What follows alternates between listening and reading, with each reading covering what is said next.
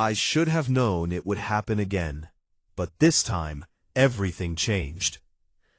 My name is Emily, I'm 32, and I grew up in Michigan in one of those families where everyone lives within 20 miles, and missing a holiday is basically a crime, especially if Grandma Margaret is involved. My cousin Ashley is from my mom's side. She's 2 years younger than me, and ever since we were kids, she's been the golden girl. And here's the thing about Ashley, she's stunning. Like, ridiculously stunning. Long blonde hair, green eyes, perfect body. The kind of woman who could wear anything and still have men falling over themselves. And she knows it. She's always known. The first time it happened, I was 23. I had just started dating a guy named Ethan. He was a graphic designer, sweet, a little shy. We'd been together about 4 months when Thanksgiving came up. I was nervous about bringing him, but he insisted, said he was serious about me.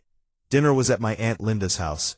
Ashley showed up in this tiny red dress that had no business being at a family dinner. No one said anything. No one ever does.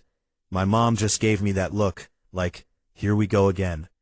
After dinner, Ethan and I were on the couch talking with my uncle. Ashley walked over, squeezed herself right between us, and pressed her leg against his.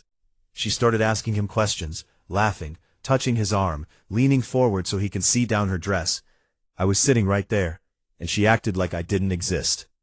Ethan looked uncomfortable, but also curious. By the end of the night, I found them alone in the kitchen. Her hand was on his chest. When they saw me, she smiled sweetly and said, "I was just telling Ethan how lucky he is to have you." We broke up 3 weeks later. 2 months after that, I saw him in one of her photos, his arm around her waist, and that became the pattern. Every guy I ever brought around, Thanksgiving, Christmas, Easter, 4th of July, it didn't matter. Ashley would show up looking like she was going to a nightclub, and by the end of the night, she'd have his attention. There was Ryan, the teacher, Daniel, the accountant, Chris, Tyler, Mark, every single one. The worst part? My family let it happen. My mom said Ashley didn't mean anything by it. My aunt said I should handle competition better. My grandma told me to be more feminine. So I stopped bringing dates. I still dated. I just kept it separate. I refused to give her another opportunity.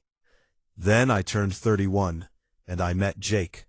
He was a doctor. Funny, kind, handsome. We'd been together 8 months, and it was the healthiest relationship I'd ever had.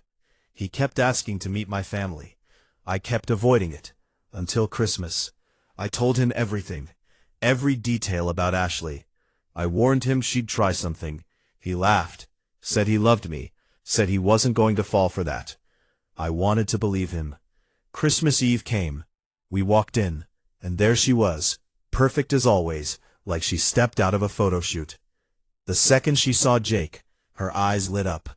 She hugged him too long. At first he stayed close to me, kept his arm around me. I started to relax. But Ashley is patient. She circled all night, laughing at his jokes, asking questions, finding excuses to get close. At one point, she spilled wine and asked him to help clean it up because he's a doctor. He hesitated, looked at me, then followed her. They were gone 15 minutes. We left early. I cried the whole way home. He swore nothing happened, but I saw it, that look, the same look every guy had. We broke up in February.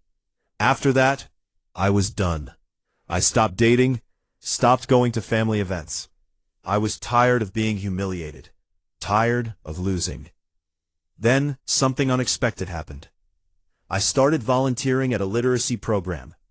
They matched me with inmates who wanted to improve their writing. That's how I met Marcus.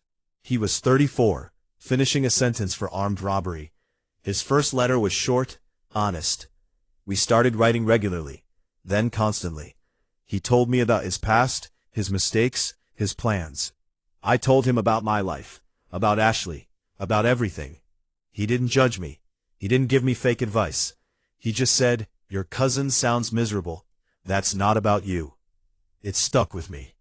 After 8 months, he told me he'd be out soon, asked if I wanted to meet.